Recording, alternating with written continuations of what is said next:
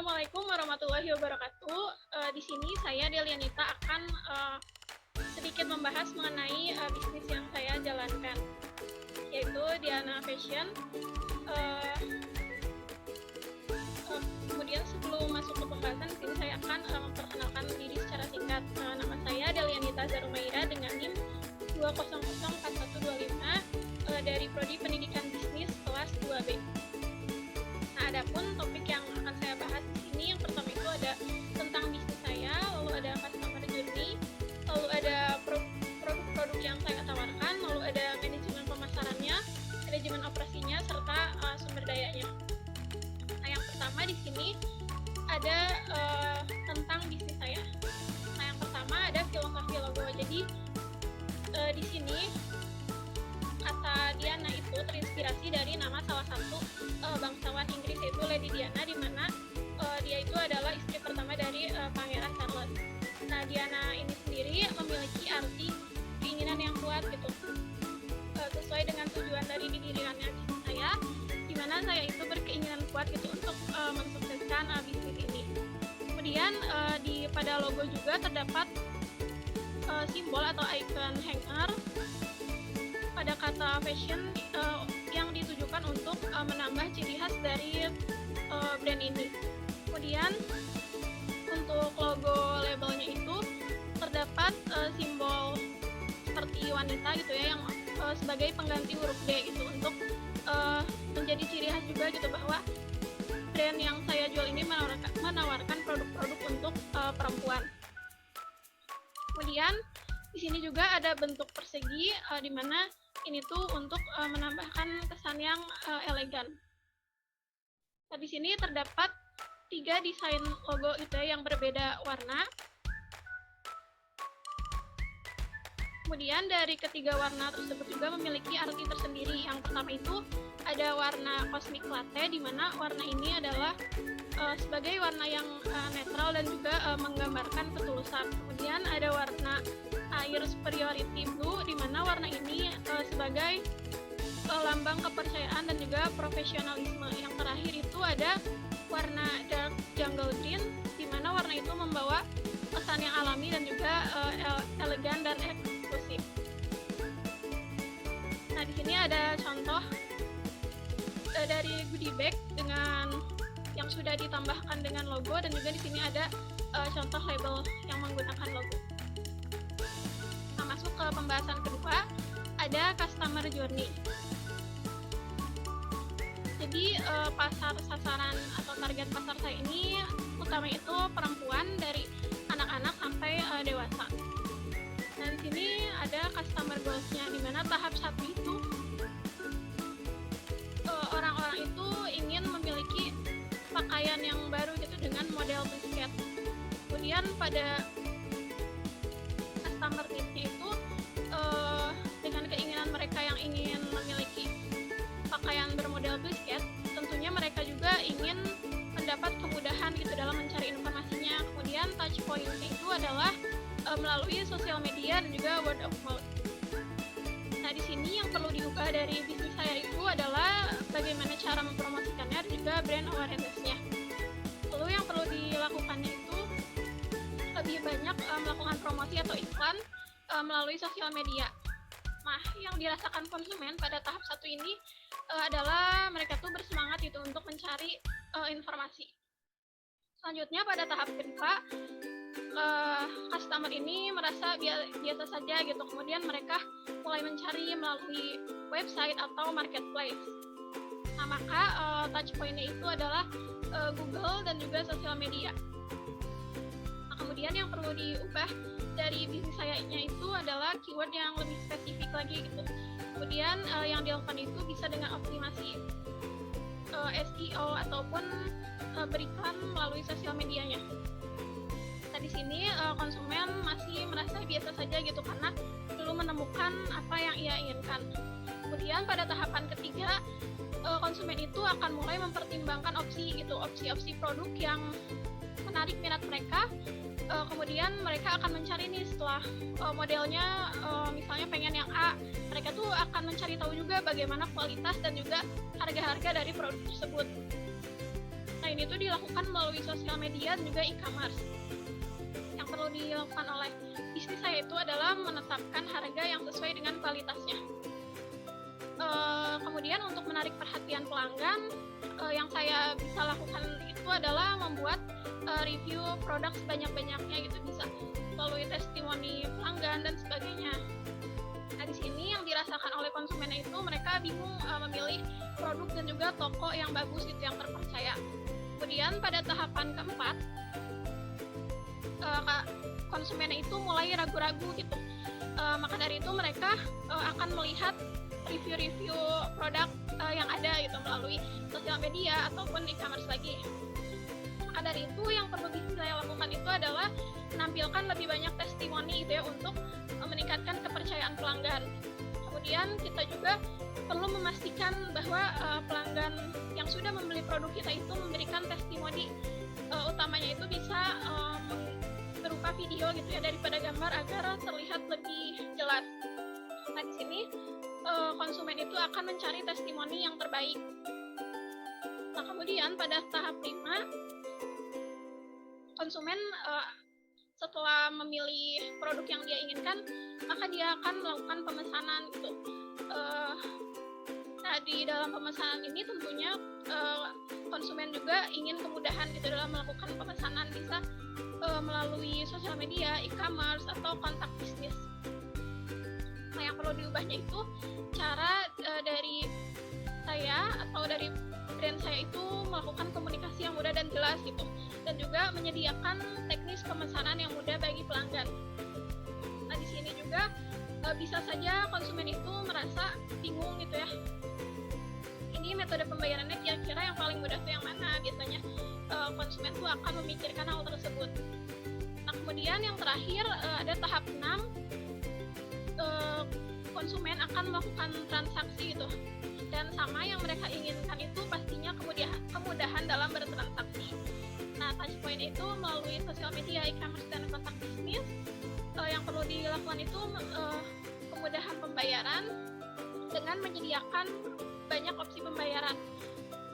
Nah, maka dari itu dengan menyediakan opsi pembayaran yang banyak, tentunya konsumen itu akan merasa senang karena mungkin saja gitu pilihan terbaik menurut mereka itu kita sediakan.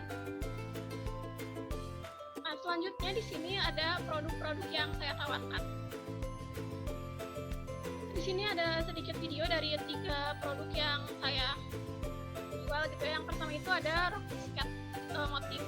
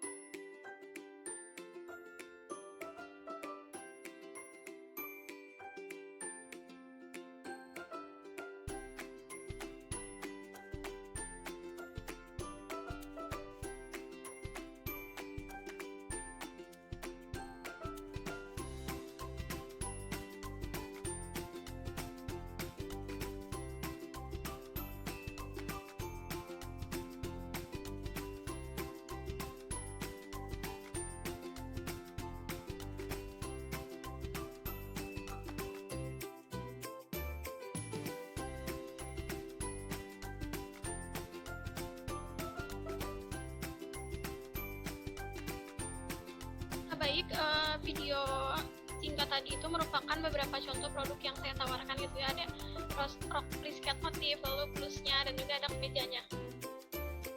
Nah, selanjutnya ada manajemen pemasaran ya. Nah, di sini ada STP atau segmenting, targeting, dan positioning. Jadi segmentasinya itu pada rentang usia 10-30 tahun, di mana gendernya itu perempuan yang beragama muslim dan berdomisili di Bandung. Lalu targetingnya itu ditujukan untuk ekonomi menengah ke atas, untuk anak-anak SMA, lalu ada mahasiswa, wanita karir, dan juga orang tua terutama ibu-ibu. Kemudian memiliki ketertarikan pada fashion muslim, dan yang terakhir ada positioningnya, di mana produk yang ditawarkan ini berbahan mongli premium gitu ya, yang nyaman digunakan untuk dan cocok untuk acara-acara formal maupun acara-acara biasa. Kemudian fashionable juga dengan motif yang beragam gitu. Selanjutnya di sini ada marketing mix. Jadi untuk produknya itu adalah produk fashion yang terdiri dari atasan, bawahan, dan juga ada dress dengan bahan-bahan yang premium seperti mongli dan sebagainya. Lalu juga produk yang ditawarkan itu memiliki motif-motif yang jarang adalah digunakan di masyarakat dan juga tersedia untuk ukuran dewasa dan ukuran anak-anak. Nah, harga jualnya sendiri itu beragam tergantung jenis produknya. Untuk rok dewasa itu mulai dari 130 sampai 250 ribu, lalu untuk rok anak itu mulai dari 100 sampai 200 ribu, untuk atasan mulai dari 100 sampai 300 ribu, dan dress itu mulai dari 200 sampai 400 ribu. Kemudian untuk tempatnya sendiri atau media yang digunakan itu ada media sosial seperti Instagram, Facebook, dan WhatsApp, lalu ada marketplace seperti Shopee dan Tokopedia. Nah, kemudian promosi yang dilakukan itu bisa dengan diskon potongan harga, lalu word of mouth, flash sale Shopee atau Tokopedia, lalu juga menyediakan opsi gratis ongkir. Nah, di sini ada competitive advantage. Yang pertama itu produk yang ditawarkannya ini beragam dan juga kualitasnya itu sudah premium. Ada velvet mongli, lalu caramel, lightweight, baby sweat, lady zara, toyobo, dan sebagainya. Kemudian pola dan model dari fashion yang ditawarkan itu dirancang langsung oleh produsennya gitu ya, oleh desainer menggunakan komputer. Lalu produk dari produsen sendiri itu sudah pernah mengadakan fashion show dan exhibition, yaitu IHW 2022. Nah, selanjutnya ada manajemen operasi. Nah, di sini saya mengambil 3 bulan pada tahun ini, di mana pendapatan penjualan pada bulan Januari itu 2.750.000, lalu Februarinya itu 3.300.000, dan Maretnya itu 1.925.000. Sehingga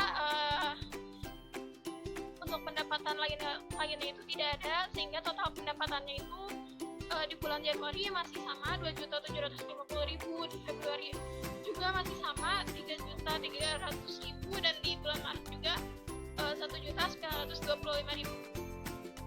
Kemudian ada biaya-biaya atau pengeluaran. Yang pertama itu harga pokok penjualannya di bulan Januari itu 2 juta, kemudian bulan Februari 2.400.000, dan di bulan Maret 1.500.000. Kemudian biaya penjualannya setiap bulan itu 50.000. Kemudian di sini ada yang dikosongkan karena tidak ada pengeluaran, dan di sini ada biaya internet yang setiap bulannya itu mengeluarkan biaya 30.000.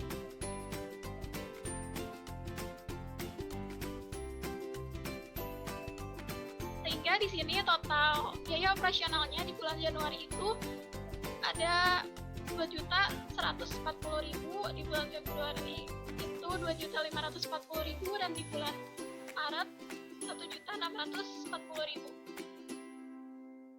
Maka laba bersihnya itu karena tidak ada pajak, laba bersihnya itu di bulan Januari 610.000, Februari 760.000, dan Maret 285.000. Nah, selanjutnya di sini ada proses produksi dari produk-produk yang ditawarkan. Yang pertama itu ada mesin checking. Jadi sebelum melakukan produksi, mesin-mesin seperti mesin printing, mesin cutting, dan sebagainya itu dilakukan pengecekan itu, baru kemudian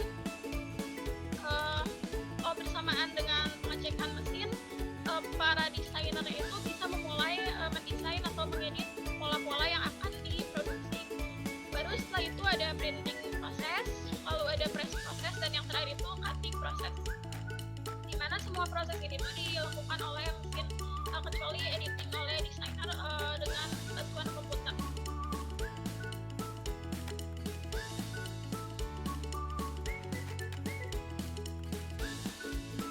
Nah, selanjutnya di sini ada sumber daya.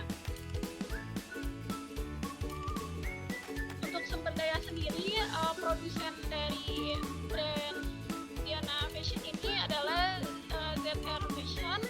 Kalau pemilik usahanya saya sendiri, dan manajemennya mulai dari manajemen sumber daya manusia, manajemen keuangan, manajemen pemasaran itu juga dilakukan oleh saya sendiri.